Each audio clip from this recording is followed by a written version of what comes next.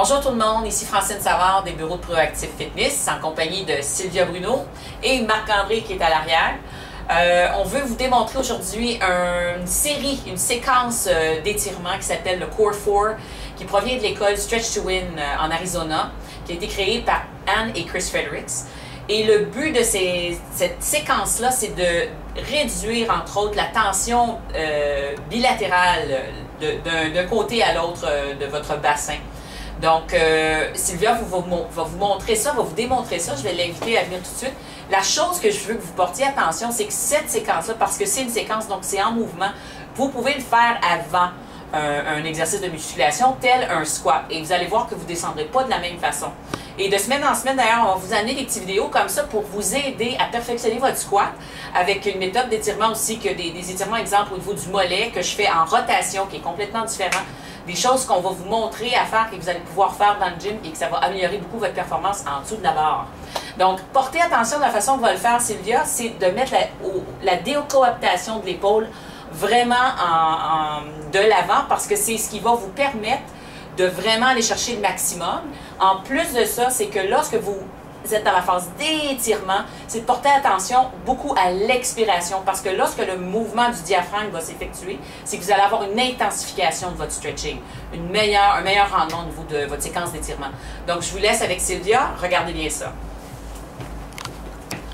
Bonjour tout le monde! Alors, je vais démontrer le Core 4. Alors, on commence au genou. On place une jambe en avant.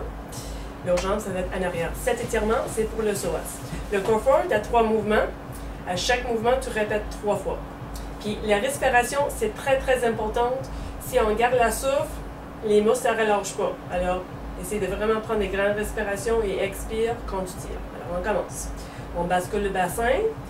On respire avant d'aller et on expire. On tire le bras vers le ciel. On tire le plus possible ici. On inspire. On y va sur le côté.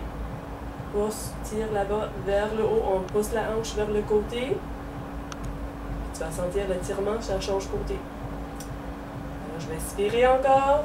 J'expire, je vais tourner vers le ciel.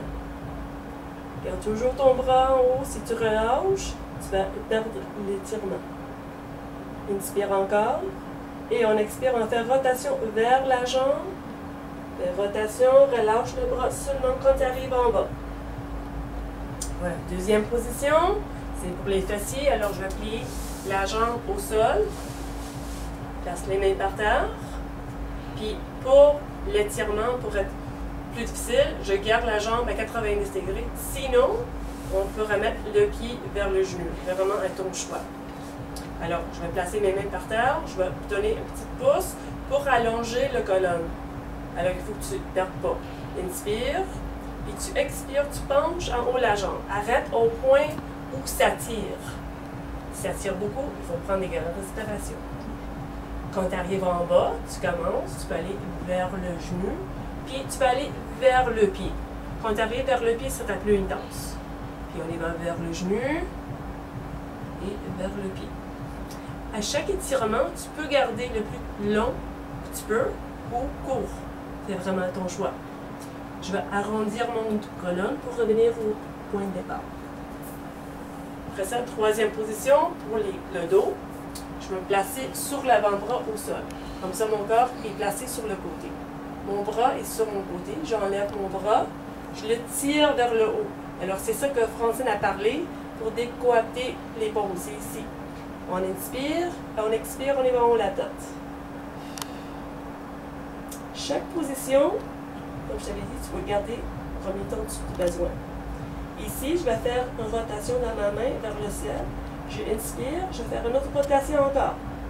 Vers le sol, puis tu tires ton bras. Tire beaucoup, beaucoup. Jusqu'au sol.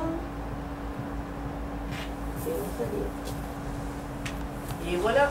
Bonne chance tout le monde. J'ai un petit quelque chose à rajouter. Sur la dernière partie, vous avez pas dit que j'étais partie, je suis pas partie.